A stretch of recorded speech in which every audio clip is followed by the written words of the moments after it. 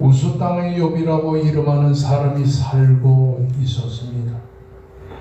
그 사람은 성경에 기록된 대로 온전한 사람이었습니다. 정직하고 하나님을 경외하면서 악에서 떠난 사람이었습니다. 그에게는 7 아들과 딸 셋이 있었고 많은 재산을 거느린 사람이었습니다. 양이 7,000마리가 되었습니다. 낙타가 3,000마리요 소가 500결이니까 1,000마리였습니다. 그리고 암나귀가 500마리가 되었고 종들도 심히 많았습니다. 성경은 이런 글을 걸어서 동방 사람 중에 가장 훌륭한 사람이라고 증언하고 있는 것입니다. 이렇게 욥은 모든 것을 두루 갖춘 사람이었습니다. 이런 그에게 하루아침에 위기가 들이닥쳤습니다. 선한 일에는 상급이 따르고 악한 일에는 벌이 따르는 상선불악의 원칙이 인간의 보편적인 도덕률이라고 볼 때 욥이 누리는 축복은 타당한 것이었습니다. 그럼에도 불구하고 아무런 허물과 죄가를 짓지 않고 살아가던 욥이 큰 재난에 직면했던 것은 욥의 고난은 인간의 생각으로는 도저히 이해가 되지 아니하는 그런 고난이었습니다. 어느 날 스바 사람들이 갑자기 쳐들어왔습니다. 욥의 종들을 죽이고 양과 짐승들을 빼앗아간 지 얼마 후에 하늘에서 하나님의 불이 내려 양과 종들을 살라버렸고 며칠 후에는 갈대아 사람들이 쳐들어와서 세 무리로 나누어 쳐들어와서 약태들을 빼앗고 종들을 죽이는 사건이 일어나게 되었습니다. 이런 환난과 시련은 그치지 않았습니다. 욥의 자녀들이 맏아들의 집에서 잔치를 베풀 때 거친 들판에서 큰 바람이 불어와서 집내 번내며 되는 침에 집이 무너지고 욥의 10 자녀들이 하루아침에 몰살당하는 사건이 일어나게 되었습니다. 이런 그의 불행은 거기서 그치지를 않았습니다. 멀쩡하던 욥의 몸에 갑자기 발바닥으로부터 정수리까지 종기가 났어. 욥이 제 가운데서 질그릇 조각을 가져다가 온 몸을 긁으면서 절규하던 그런데 친구들은 욥을 욥으로 알지 못할 정도로 그의 재난은 극심했던 것입니다. 행복의 정점에 있던 욥이 불행의 나락으로 떨어져 버리고 만 것입니다. 이렇게 그의 행복은 한순간에 무너져버리고 말았습니다. 이제 재산도 그리고 자식도 건강도 다 잃어버렸습니다. 이것은 결단코 우연이 아니었습니다. 하나님이 그렇게 하셨다고 성경이 기록하고 있는 것입니다. 아멘. 이런 심오한 하나님의 섭리, 이사야 55장 8절에서 9절에 보면 이렇게 말합니다. 내 생각은 너희 생각과 다르며 내 길은 너희 길과 달라서 여호와의 말씀처럼 하늘이 땅보다 높은 같이 내 길은 너희 길보다 높으며 내 생각은 너희 생각보다 높다고 말했습니다. 전혀 생각지 않은 환난이 닥친 것입니다. 이사야 45장 7절의 말씀 보면 나는 빛도 짓고 어둠도 창조하며 나는 평안도 짓고 환난도 창조하나니 나는 여호와라. 이 모든 일을 행하는 자니라고 말씀한 말씀처럼 하나님은 자신이 창조한 환난과 어둠을 통해서 욥의 인생의 고난을 주신 것입니다. 그러므로 솔로몬은 전도서 7장 14절의 말씀에서 이렇게 권고합니다. 형통한 날에는 기뻐하고 곤고한 날에는 되돌아보아라. 이 두 가지를 하나님이 병행하게 하사 사람이 그의 장래일을 능히 헤아려 알지 못하게 하셨느니라고 하였습니다. 이는 오늘 우리가 인간사에서 임의로 역사하는 하나님의 절대적인 주권을 인정하고 살라는 말입니다. 아멘. 어려운 일을 만나도 하나님의 주권을 인정하는 말입니다. 아멘. 권고한 이를 만나도 하나님이 그렇게 하셨다는 것을 인정하고 살라고 하는 말씀인 것입니다. 아멘. 이사도 말했지만 전도서 7장 14절의 말씀에 여러분 형통한 날에는 기뻐하고 권고한 날에는 되돌아보라고 말씀하셨는데, 이 되돌아보라고 하는 말은 내 가정과 나 자신에게 경제적인 손상이 오고, 그리고 육신의 병마가 오고, 가정의 불행이 올 때 그냥 지나치지 말고 생각해보라 라는 말입니다. 한마디로 말하면 관찰해보라는 말입니다. 숙고해보라는 말입니다. 이 말은 우리의 지난 날을 되돌아보고 하나님이 우리 인생에게 왜 권고한 일을 우리에게 허락하셨는가, 하나님이 우리에게 환난과 징계를 주시는 그 하나님의 목적과 이유가 무엇인지를 하나하나 생각해 보라고 하는 말입니다. 그리고 이 말씀은 하나님의 절대적인 주권에 순응해서 살라는 말입니다. 어려운 일을 당할 때 하나님을 원망하지를 말고, 왜 하나님이 이런 권고한 어려움을 나에게 주셨는가, 거기에 있는 하나님의 절대 주권을 순종하면서 살라고 하는 말인 것입니다. 아멘. 성경은 이렇게 말합니다. 에레미야 10장 23절의 말씀 보면 여호와여 내가 알거니와 사람의 길이 자신에게 있지 아니하니 걸음을 지도함이 걷는 자에게 있지 아니하니이다 라고 말씀합니다. 그런가 하면 잠언 16장 1절과 잠언 16장 9절의 말씀 보면 마음이 경영한 사람에게 있어도 말의 응답은 여호와께로서 말미암느니라. 사람이 마음으로 자기 길을 계획할지라도 그 걸음을 인도하는 이는 여호와시니라고 말씀하십니다. 아멘. 전도서 3장 10절의 말씀 보면 하나님이 인생들에게 노고를 주사 애쓰게 하신 것을 내가 보았노라 말씀하고 있는 것입니다. 내가 하는 것처럼 보입니다. 내가 계획하는 것처럼 보입니다. 내가 원하는 대로 사는 것처럼 보입니다만은 그 인간의 모든 삶의 배후에는 하나님께서 역사하신다고 하는 사실인 것입니다. 아멘. 이러한 인간적인 관점에서 볼 때 욥은 환난을 당한 아무런 이유가 없었습니다. 하나님이 욥에게 환난을 허락하셨기 때문에 욥에게 환난이 왔다고 하는 사실인 것입니다. 하루는 하나님의 아들들이 하나님의 앞에 모였을 때 사탄도 왔습니다. 여호와 하나님이 사탄에게 말씀을 하십니다. 네가 어디서 왔느냐 물을 때 사탄이 여호와께 대답합니다. 제가 땅에 두루두루 여기저기 다녀왔사옵나이다. 이 말씀을 들은 하나님은 사탄에게 말합니다. 네가 내 종 욥을 유해 보았느냐? 그와 같이 온전하고 정직하여 하나님을 경외하며 악에서 떠난 자가 없느니라고 자랑을 하였습니다. 이 말을 들은 사탄은 말합니다. 하나님, 욥이 어찌 까닭 없이 하나님을 경외하니까 주께서 그와 그의 집과 그의 소유를 축복의 울타리로 보호하고 계시기 때문이 아닙니까? 주께서 그의 손으로 하는 바를 복되게 하사 그의 소유물이 땅에 넘치게 하셨기 때문에 그렇습니다. 이제 주님의 손을 펴서 그의 모든 소유물을 쳐보세요. 그리하면 틀림없이 욥이 주를 향하여 욕하지 않겠사옵나이까. 이 말을 들은 하나님께서는 내가 그의 소유물을 다 네 손에 맡기노라. 다만 그의 몸에는 내 손을 대지 말지니라. 욥에게 환난을 허락하셨다는 말씀이었습니다. 이런 일이 있은 지 며칠 후에 사탄의 역사로 말미암아 스바 사람들이 쳐들어와서 욥의 재산을 많이 빼앗아갔습니다. 그런 일이 있은 지 하루 이틀이 지나서 하나님의 불이 하늘에서 내려와서 남은 재산을 태웁니다. 며칠 후에는 갈대아 사람들이 쳐들어와서 남은 욥의 약대를 갖다가 다 빼앗아갑니다.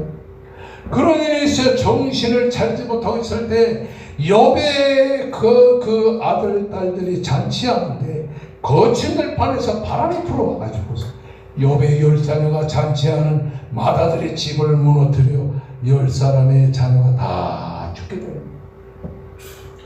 그런 일이 있고 나서 얼마 후에 욥의 온몸에 종기가 들어가셔서 욥을 욥으로 알아볼 수 없을 정도로 온몸이 종기로 가득 차게 되었다는 말씀입니다. 환난과 시련을 당할 아무런 이유도 없이 환난을 당하고 온몸에 종기까지 생겨 만신창이가 된 그런 욥을 바라보면서 욥의 친구들은 대경실색하였습니다. 그 중에 엘리바사라고 하는 욥의 친구는 욥기 5장 6절의 말씀에 있는 바와 같이 재난은 티끌에서 일어나는 것이 아니요 고생은 흙에서 나는 것이 아니라 죄 없이 망한 자가 어디에 있느냐 하면서 내가 하나님께 죄를 져서 이렇게 환난과 시련을 당하는 것이라고 책망하였습니다. 그리고 수아 사람 빌닷은 욥에게 책망합니다.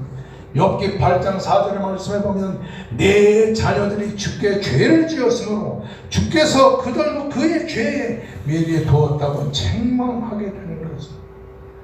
아무런 죄도 없이 정말 축복받고 살던 욥이 갑작스럽게 이렇게 재산을 잃고 자식을 잃고 온몸에 병마저 드는 이런 것을 보고 죄 때문에 그랬다고 친구들이 막 힐난을 하는 것입니다.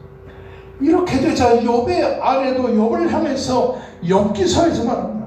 당신이 그래도 자기의 온전함을 굳게 지키느냐 하나님을 욕하고 죽으라고 막 질타를 하는 것입니다.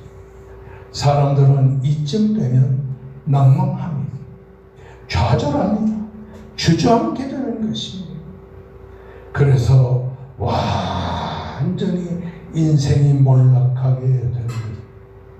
그런데 성경은 그렇게 말하지 않았습니다. 잠언 24장 10절의 말씀을 보면 내가 만일에 환난 날에 낙담하면 내 힘이 미약함을 보임이니라. 여러분 어려운 일이 있을 때 낙심하지 말라는 말이에요. 육신의 병마가 찾아올 때 낙담하지 말라는 말이에요. 아멘.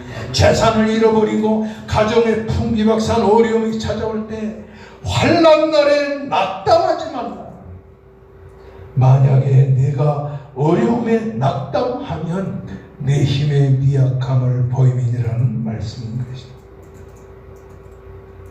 과연 욥은 낙담하지 않았습니다. 좌절하지도 않았습니다. 주저앉지도 않았습니다. 욥기 2장 10절의 말씀을 보면 자기를 향하여 저주하는 아내를 향해서 욥이 말합니다. 그대의 말이 한 어리석은 여자의 말 같도다. 우리가 하나님께 복을 받았은즉 화도 받지 아니하겠느냐 하면서 이 모든 일에 욥이 입술로 범죄하지 아니하였다. 이렇게 말합니다.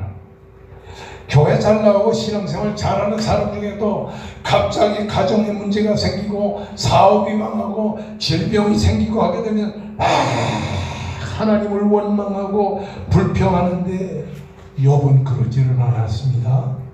우리가 하나님께 복을 받았은즉 화도 받지 아니하겠느냐 하고 이 모든 일에 욥이 입술로 범죄하지 아니하였더라. 아멘. 할렐루야. 아멘. 얼마 후에 하나님은 자기를 찾아온 사탄을 향해서 이렇게 말합니다. 네가 내 종 욥을 주의하여 보지 않느냐. 그와 온전하고 정직하여 하나님을 경외하고 또 악에서 떠난 자를 이 세상에 없느니라고 말씀하며 욥을 자랑했습니다. 하나님은 욥은 하나님의 자랑거리가 되었다고 하는 사실인 것입니다. 아무런 이유 없이 환난을 당할 때 왜 이런 일이 당했는가? 과연 욥은 자신이 당한 환난과 시련, 이런 의로운 욥에게 하나님이 허락한 증거적 고난이었다는 사실을 우리에게 보여주고 있는 것이 따라하십니다. 욥의 환난은 증거적 환난이었다. 증거적 환난이었다. 아무런 시련과 고통을 당할 이유가 없지만은 하나님이 그의 신앙을 통하여 하나님의 영광을 받으시기 위해 주는 증거적 고난이라고 하는 사실인 것입니다. 아멘. 저 경상도 진주에 순복음교회 큰 교회가 있습니다. 그래서 그 남편은 서울에서 목회를 하는데 거기도 한 1000명쯤 모이고, 그리고 거기에 있는 그 순복음교회 진주교회 목사님은 여자 볼 때 그 목사님의 아내가 되는 거예요. 그런데 어느 날 설교를 하는데 욥의 이야기를 설교하면서 뭐라고 하냐니, 욥이 얼마나 큰 죄를 많이 졌으면 이렇게 환난을 당합니까? 이런 환난을 당할 때 욥이 당하는 환난 앞에서 그가 철저히 회개해야 돼요. 제가 텔레비전에서 설교를 그렇게 들으면서 순복음교회 총무한테 전화를 했어요. 그 목사님이 어떤 분이냐고 했더니 대통한 날 그 목사님이 설교를 가끔 공치는 사람입니다. 저 성경은 분명하게 욥이 환난을 당하는 것은 증거적 고난. 아멘. 죄는 없지만 온전하고 순전하여 하나님을 경외하며 악에서 떠난 철저한 의로운 생활을 살아가는데도 그런 욥에게 환난을 주신 것은 욥의 환난을 통해서 그의 신앙을 본보기로 해서 하나님의 영광을 드러내려 하는 증거적 고난이라고 하는 사람. 아멘. 예수님은 죄가 없으신 분입니다. 죄를 알지도 못하고 지지도 않은 분입니다. 그런 그가 인류를 죄와 사망에서 구속하시기 위하여 십자가를 지시고 죽으시고 사흘 만에 다시 살아. 이것이 바로 증거적 고난이라고 하는. 여러분, 세상을 살다 보면 환난 속에는 어떤 불행의 씨앗도 심겨져 있다는 사실을 알아야 됩니다. 그러므로 전도서 7장 14절의 말씀에 보게 되면 형통한 날에는 기뻐하고 곤고한 날에는 되돌아보라. 하나님이 이 두 가지를 병행하게 하죠. 사람이 그 장래일을 능히 헤아려 알지 못하게 하려. 아멘.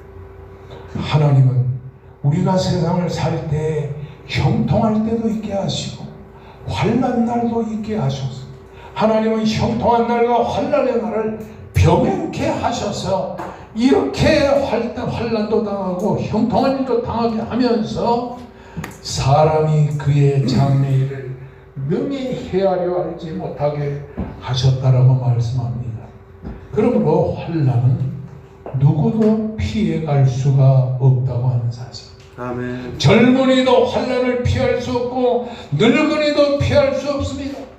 유능한 사람에게도 환난은 오고 무능력한 사람에게도 환난은 오고, 하나님을 믿고 신앙으로 사는 신자에게도 때로 환난이 오고, 하나님이 없이 세상을 사는 불신자에게도 환난을 따라오게 되는 거예요. 이 세상에는 우연히 오는 환난이라는 것은 없는 것이, 우리에게 하나님의 환난과 시련 속에서, 그리고 이 세상을 살아가는 가운데서 그 환난에는 하나님의 계획이 있고 하나님의 섭리가 있고 하나님의 뜻이 있다라고 하는 사실인 것입니다. 저는 어려서부터 좋은 집에서 태어나가지고 아버지도 돈을 잘 버시고 어머니도 신앙생활을 잘하는 그런 좋은 가정에서 태어났어요. 다른 집의 아이들은 다 등록금도 내지를 못하고 있을 때도 나는 등록금 또박또박 부모가 내줘. 그 대학 졸업까지 순탄하게 세상을 우리 때 산다는 건 참으로 힘든 일인 것입니다. 그러다가 저는 신학교에 가서 목사가 되었어요. 저는 목회가 항상 편안할 줄로 알았죠. 내게는 어려움이 없으리라고 생각했어요. 그런데 개척을 시작할 때부터 시작하여 한 20년, 25년 동안 참 죽을 고생을 하면서 살아왔어요. 우리 부모가 그렇게 신앙생활을 잘하고 교회 장로 권사, 나도 그 밑에서 신앙생활을 해요. 왜 나에게는 이런 시련과 고통이 오는가, 그렇게 생각을 했어요. 그런데 목회하면서 시련과 환난을 당하는 가운데서 내가 체험한 거냐, 환난은 목회의 축복이다. 그걸 체험하면서 알게 되었습니다. 이 세상의 모든 일은 다 하나님의 장중에서 하나님이 계획한 대로 이루어진다고 하는 사실. 이 환난이라고 하는 것은 하나님이 사용하는 하나님의 도구라고 하는 사실인 것입니다. 아멘. 그래서 욥기 5장 6절과 7절에서 이렇게 말합니다. 재난은 티끌에서 일어나는 것이 아니요 고생은 흙에서 나는 것이 아니라 사람은 고생을 위해 세상에 태어났나니 불꽃이 위로 나름 같으니라고 말씀했습니다. 누구나 때가 되면 어려움이 옵니다. 누구나 때가 되면 역경과 고난에 직면하게 된다고 하는 사실입니다. 여기서 우리가 정말로 주의 깊게 주목할 일이 있습니다. 그것이 무엇입니까? 어려운 환난을 당할 때 우리가 어떻게 됩니까? 조금 전에 여러분과 함께 전도서 7장 14절의 말씀을 읽은 것처럼 따라하십시다. 고난 당할 때에는 뒤를 돌아보아라. 뒤를 돌아보아라. 아멘. 형통한 날에는 기뻐하고 좋아하지만 고난을 당할 때에는 뒤를 돌아보아라. 과거를 돌아보는라. 생각해보라. 숙고해보라는 말입니다. 하나님이 우리에게 주신 고난의 일들에 있는 목적과 이유가 무엇인지, 왜 하나님이 고난을 주셨는지, 고난의 목적과 이유가 무엇인지를 하나하나 생각해 보라고 하는 말이에요. 지난날에 내가 살아온 삶이 어땠는지, 내가 하나님을 섭섭하게 하지 않았는지, 내가 잘 살았는지 못 살았는지, 그리고는 하나님의 절대 주권에 순종하여 세상을 살아야 된다고 하는 사실인 것입니다. 누구나 행복하기를 원합니다. 그럼에도 환난과 역경이 찾아오는 데는 하나님의 뜻이 있다고 하는 사실인 것입니다. 하나님이 우리에게 주신 환난과 시련 속에서 하나님을 원망하고 하나님을 불평할 것이 아니라 도리어 하나님이 내게 이런 환난과 고난을 주셨는가를 하나하나 되돌아보라고 하는 사실인 것입니다. 430년 동안 이스라엘 백성들이 애굽에서 고난을 당하는 생활을 살다가 모세의 인도를 따라 홍해바다를 건너고 광야를 들어왔는데도 먹을 것이 없을 때가 있고 불뱀이 물을 때가 있고 전쟁할 때가 있고 어려운 환난과 시련을 당할 때 이스라엘 백성들은 하나님을 원망했어요. 차라리 우리를 애굽에서 죽게 하지, 왜 이렇게 가나안 땅으로 들어가라고 해놓고 하나님이 이런 시련과 고통을 주셨나, 이렇게 하나님을 원망했었습니다. 그렇게 하지 말라는, 어려움과 시련과 고난이 올 때에 왜 이런 일이 생기는가, 내 지난 날을 돌아보고 하나님의 뜻대로 살았는가 못 살았는가를 헤아려 보라고 하는 사실입니다. 욥기는 바로 그것을 우리에게 강조합니다. 욥기는 욥기 1장에서 42장까지 내용을 보면 인생이란 무엇인가, 그것을 우리에게 강조합니다. 또 왜 고난은 우리에게 찾아오는가, 그리고 어떻게 이 세상을 살아야 될 것인가, 그것을 우리들에게 보여주고 있다고 하는 사실인 것입니다. 인간은 유한한 존재요, 한계가 있는 존재라는 사실을 우리에게 보여주는 것입니다. 여러분, 그러므로 전도서 1장 15절의 말씀을 보면 인간이 어떤 존재인가, 유한한 존재요, 한계가 있는 존재라는 말입니다. 그래서 전도서 1장 15절에 이렇게 말합니다. 따라하십시다. 구부러진 것을 곧게 할 수 없고 모자란 것을 셀 수 없도다. 이렇게 쇠가, 큰 쇠가 이렇게 구부러져 있는데 우리 인간의 유한한 힘으로는 구부러진 쇠를 펼 수가 없다고 하는 사실인 것입니다. 전도서 8장 7절과 8절의 말씀 보면 사람이 장래일을 알지 못하나니 장래일을 가르칠 자가 누구냐, 내일에 무슨 일이 일어날지를 모른다는 말이에요. 그리고 바람을 주장하여 바람을 움직이게 할 사람이었다. 바람이 막 불었네. 다른 데로 바람을 불게 할 힘이 없다는 말이에요. 죽는 날을 주장할 사람도 없으며 전쟁할 때 모면할 사람도 없으며 악이 그의 주민들을 건져낼 수 없느니라고 말을 합니다. 이렇게 인간은 전쟁할 때나 악한 일이 있을 때나 바람이 불 때나 어느 것도 주장할 수 없는 유한하고 정말 힘이 없는 존재라고 하는 사실입니다. 인간은 이렇게 한계가 있고 유한한 존재가 있기 때문에 환난과 시련에 직면하게 되면 낙심할 수밖에 없다고 하는 사실인 것입니다. 그러므로 전도서 9장 12절의 말씀을 보면 분명히 사람은 자기의 시기를 알지 못하나니 물고기들이 재난의 그물에 걸리 물고기가 바다에서 막 헤엄치면서 신바람 나게 돌아다니지만 조금 후에 낚시하는 사람의 낚시에 코가 걸려서 재난의 그물에 걸릴 때가 있다는 사실을 알아야 합니다.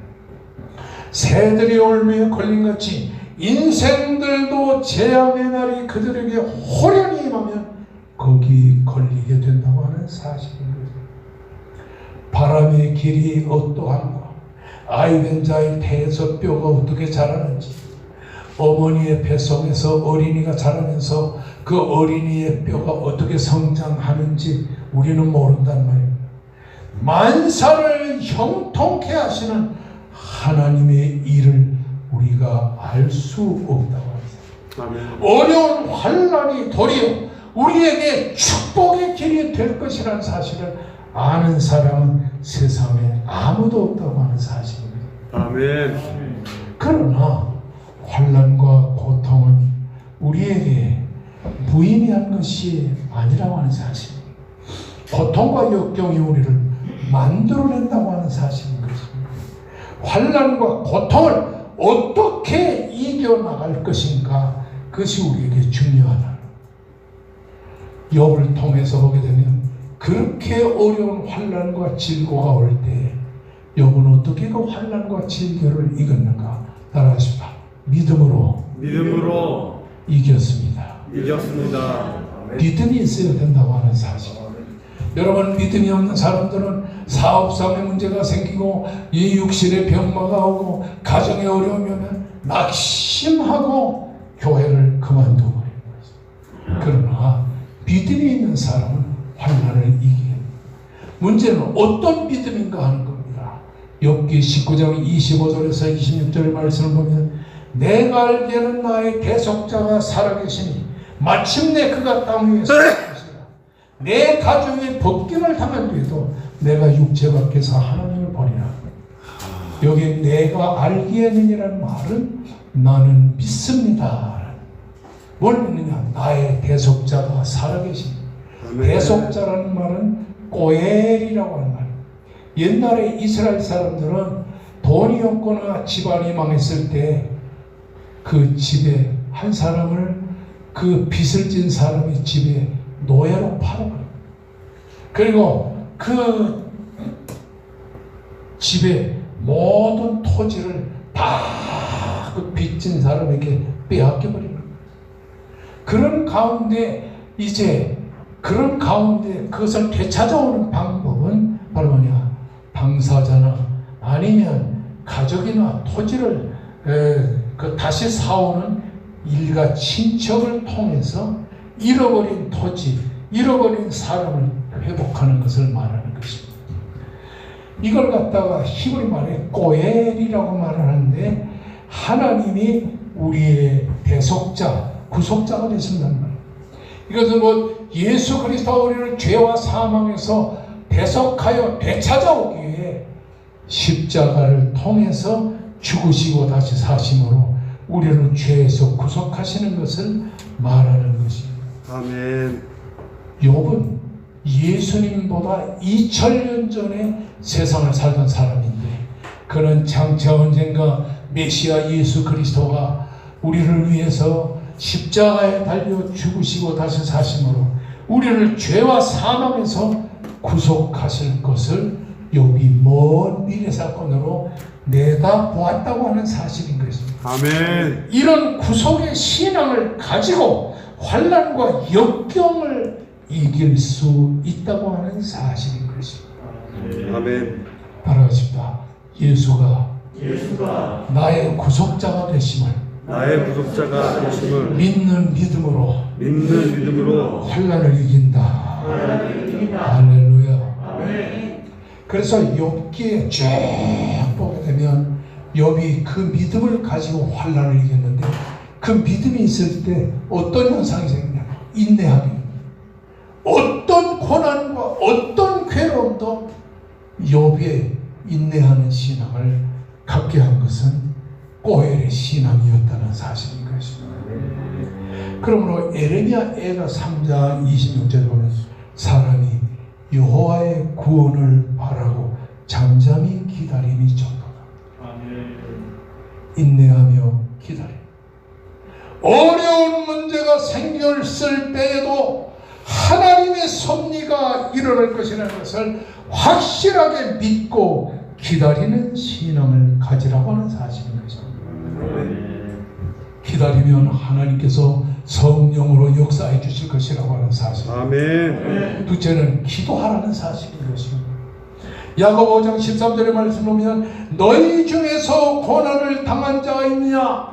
그는 하나님께 기도할 것이요. 따라하십시다. 기도할 것이요. 기도할 것이요. 간절히 기도하라고. 그러므로 이사야는 이사야 58장에서 뭐라고 그랬냐면 여호와가 내가 부를 때는 여호와가 응답하겠고 내가 부르짖을 때는 하나님 뭐라고 하냐면 내가 여기에 있다. 아멘. 기도하는 우리에게 내가 너와 함께 있다고 말씀하실 것이라고 하는 사실인 것입니다. 아멘. 기도는 무엇입니까? 하나님께 모든 것을 내어 맡기는 것입니다. 그러므로 성경은 이렇게 말합니다. 내 백성아 갈지어다. 내 밀실에 들어가서 내 문을 닫고 분노가 지나가기까지 잠깐 숨을 지어다. 따라하십니다. 내 밀실에 들어가서 분노가 지나갈 때까지 잠깐 숨어 있을지어다. 아멘. 2달 전에 교회에서 왕성교회 원로 목사인 저에게 집을 져준다고 그래서 설계를 시작했어요. 아마 3월 말쯤에 여기에 집을 한 채 져주겠죠. 그래서 하나님께 제가 기도하면서 이렇게 우리 하나님 아버지 어떻게 하는 게 좋겠습니까? 그랬더니 하나님이 내 마음속에 뭘 주세요? 네가 중고등학교 때, 대학교 때 너의 아버지와 같이 기도 골방에 들어가서 매일같이 기도하지 않았냐? 그 마음을. 그래서 내가 집을 줄 때 집 옆에다가 조그맣게 한 평도 안 되는 이런 구석에 골방을 하나 만들어 놓고 매일 그 속에 들어가서 기도해야 되겠다. 여러분, 내 백성아 갈지어다. 내 밀실에 들어가서 내 문을 잠그고 분노의 환란이 지나기까지 잠깐 동안 숨어 있을지어다. 이번 코로나19를 통해서 우리가 주님의 재림이 아주 급박했다는 사실. 아멘. 성경이 뭐랍니까? 부부가 잠을 자는데 한 사람은 데려감을 당하고 한 사람은 잠자다가 아침에 일어나서 마누라 어디 갔어? 밥 하나 보다. 부엌에 들어가보니까 마누라 없어. 벌써 천당 갔어. 두 사람이 매를 갈고 있으면 하나는 데려감을 당하고 하나는 버림을 당하고. 나는 우리 이 백합전원교회 성도 여러분이 다 주님이 재림할 때 함께 하늘나라로 올라갈 수 있기를 주의 이름으로 축원합니다. 아멘. 기도라는 것은 그러므로 내 삶을 하나님께 완전히 맡기는 것입니다. 그러므로 잠언 16장 3절의 말씀을 보면 너의 행사를 여호와께 맡기라. 그리하면 네가 경영하는 것이 반드시 이루어지리라고 말씀합니다. 여러분, 기도하게 되면 어떤 현상이 일어나느냐? 따라하십시다. 기도하면 인생이 깊어진다. 인생이 깊어진다. 기도하면 사람이 깊어지게 됩니다. 여러분, 욥기 1장 2절이 뭐라고 했어요? 따라하십시다. 욥은 온전하고 정직하여 하나님을 경외하며 악에서 떠난 자로라. 죄 안 짓고 신앙생활 잘 하면서 살았어요. 그런데 욥이 환난을 당하여 하나님께 기도하다 보니까 자기도 몰랐던 자신의 죄가 속에서 드러나게 되는 거죠. 욥기 14장 16절의 말씀 보면 주께서 나의 걸음을 세시오니 나의 죄를 감찰하지 아니하시나이까. 주는 내 허물을 주머니에 봉하시고 내 죄악을 쌓으시나이다. 전혀 자기는 알지도 못했던 자신의 죄를 자기가 발견합니다. 이렇게 우리들이 환난을 당할 때 내 허물과 죄악을 깨달아 알게 돼요. 그런 죄와 허물을 하나님이 이렇게 주머니에 봉하셔서 간직하고 계시다는 사실을 알게 되는 것입니다. 이렇게 기도하면, 환난 중에서 기도하면 인생이 깊어져서 몰랐던 죄를 깨닫게 된다고 하는 사실입니다. 뿐만 아니라 환난을 당하고 하나님께 기도하면 인생의 폭이 넓어지게 된다. 처음에 환난을 당할 때 욥은 자신의 죄만을 위해서 기도하고 자신만을 위해서 하나님께 간절히 기도했는데, 이렇게 환난 중에서 기도하다 보니까 자기만을 위해 기도하지 않고 욥은 친구들을 위해 기도했어요. 자기를 비난하는 친구, 자기를 비난하는 아내를 위해 간절히 하나님 앞에 기도했어요. 할렐루야. 할렐루야. 아멘. 베일이라고 하는 사람, 하나님께서는 늘 자신의 의도문을 가지고 계시다.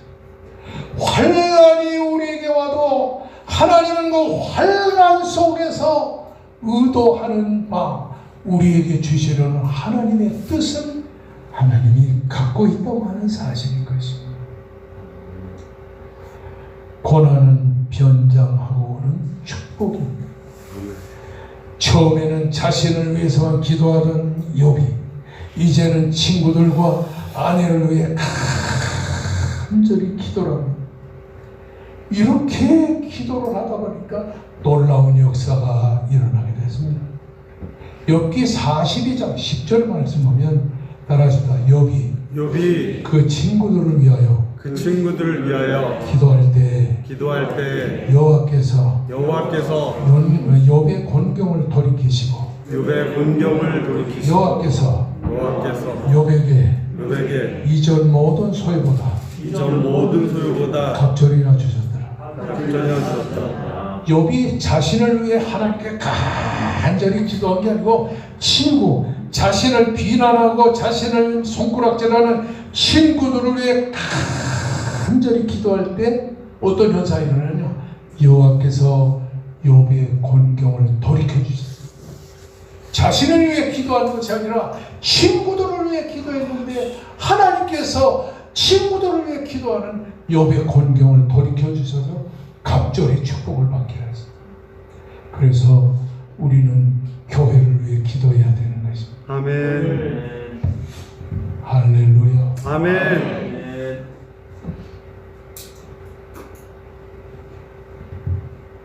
얼마 전에 순복음교회 이영훈 목사님이 신문기자 회견을 했어요. 앞으로 여의도 순복음교회를 100개 이상의 작은 교회로 나누어서 교회를 100개나 만들겠습니다. 아마 이영훈 목사님은 대광고등학교 내 16년 후배가 되시는데 얼마나 신실한 목사님인지 몰라요. 얼마나 고민을 했으면 세계 제1의 교회를 100개로 갈라서 적은 교회로 만들겠다. 그렇겠습니까? 지금 한국에는 이런 지방 관공서에 가도 교회 하면은 어떻게 보냐니, 교회를 성스러운 단체로 보는 게 아니라 좋지 않은 단체로 봐요. 그래서 교회 건축도 허가가 잘 나오질 않아요. 이 목사님이 얼마나 고민이 되었으면 그 대교회를 100개로 나누어서 이렇게 교회를 만들겠다고 하겠습니다. 그 고민과 고통을 다 이해합니다. 그러나 나는 절대로 거기에 해답이 있지 않다고 해요. 왜? 100개의 교회에 다 신령한 목사가 있는 게 아니고 다 사람이 알 수 없는 인본적인 요소가 있거든요. 그럴 때는 교회가 되는 것이 아니라 망하게 되는 것입니다. 환난과 어려움이 왔을 때 교회가 매달려야 되는 것은 기도하는 교회가 되어야 된다고 하는 사실인 것입니다. 아멘. 할렐루야. 아멘. 할렐루야. 아멘. 욥이 그 친구들을 위하여 기도할 때 여호와께서 욥의 곤경을 돌이키시고, 제가 이걸 보면서 야, 우리 백합교회도 이제 기도 운동을 벌여야 되겠구나, 이런 생각을 갖고 기도하고 있습니다. 제가 개척할 때 아내와 두 아들, 딸을 추록에 태우고 신림동에 갔어요. 그 첫날부터 가니까 교회가 집도 안 주죠, 쌀도 안 주죠, 월급도 안 주죠.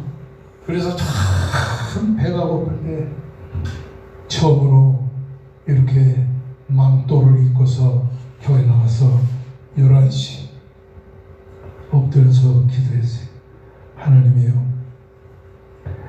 왕성교회를 부흥케 하여 주시옵소서. 부흥해야 밥을 먹을 것 같았어요.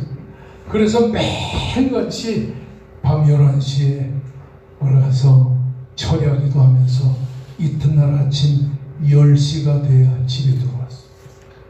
그 집에서 샤워를 하고 아침밥을 먹고는 2시간을 또 골방에 들어가서 하나님께 간절히 기도하니까, 내가 그때 며칠 하면서 어떤 결심했냐면 하루에 12시간을 내가 기도해야 되리라. 그래서 매일같이 6년 2개월 동안 하루에 12시간씩 기도를 하는데, 기도하는 중에 어떤 현상이 일어나냐면 우리 교회 바로 뒷집에 있던 절간이 무너졌어요. 아멘. 거기 중원 감옥에 가 사기를 당해요. 그래서 우리 교회가 그 절간을 사가지고 그때 교회를 지었습니다. 기도의 재미를 보니까 매일 밤 기도 운동을 수십 년 동안 했어요. 그리고 저녁이 되면 매일 밤 6년여 동안 예배를 드렸어요. 그 다음에 금식 기도를 했어요. 철야 기도를 했어요. 조별 기도를 했어요. 그래서 기도 운동을 한 5-6개 만들어가지고 계속 기도를 했는데 어떤 현상이 생기냐면, 다른 교회들은 이렇게 부흥이 안 되는데 우리 왕성교회만 40명이 변해서 수천 명으로 부흥이 되는 것입니다. 아멘. 따라하십니다. 기도 속에 기도 속에 해답이 있고, 해답이 있고, 기도 속에 기도 속에 길이 있고, 길이 있고, 기도 속에 기도 속에 축복이 있다. 축복이 있다. 할렐루야. 아멘. 나를 위한 기도보다 남을 위한 중보의 기도가 나의 기도가 된다고 하는 사실. 내가 중보 기도하며 믿음이 약한 성도, 그리고 어려움에 직면한 이들을 위해 기도하면 그것이 바로 나를 위한 기도가 된다고 하는 말입니다. 그래서 여러분, 매일 내가 이렇게 축도할 때 하는 기도가 있죠. 두려워 말라, 내가 너와 함께함이라. 놀라지 말라, 나는 내 하나님이 됨이라. 내가 너를 굳세게 하리라. 내가 너를 도와주리라. 내 의로운 오른손으로 너를 붙들어 주리라. 아멘. 여러분, 어려운 환난과 시련이 올 때 낙망하지 마십시오. 아멘. 하나님은 상한 갈대를 꺾지 아니하며 꺼져가는 불을 끄지 않는 이런 능력이 하나님.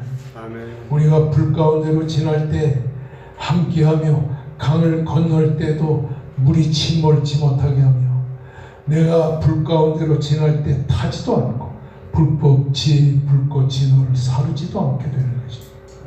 어려운 환난은 기도하라는 하나님의 신호인 것입니다. 아멘. 기도 많이 하여 여러분의 기도가 나라를 구하고 여러분의 기도가 교회를 구하고 여러분의 기도가 이웃을 구하는 축복의 계기가 되시기를 주 이름으로 축원합니다. 아멘. 여러분, 하나님 한 번도 나를 실망시키지 않으시고 이 찬송을 보여줍니다.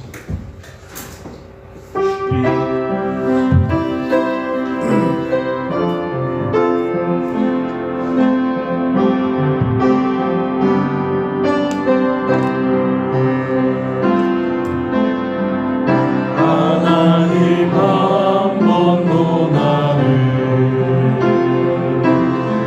실망시킨 적 없으시고 언제나 공평과 은혜로 나를 지키셨네.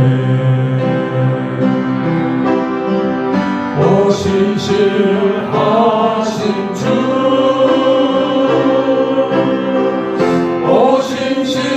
오신실하신 주, 내 도를 떠나지도 않으리라. 내 도를 버리지도 않으리라. 약속하셨던 주님, 그 약속을 지키사 이후로도 영원토록 나를 지키시리라 확신하네. 지나온 모든 세월들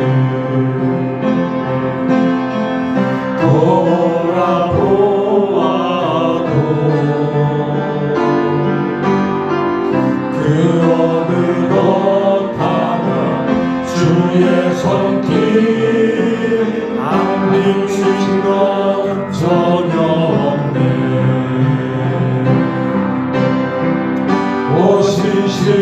오신실하신 주,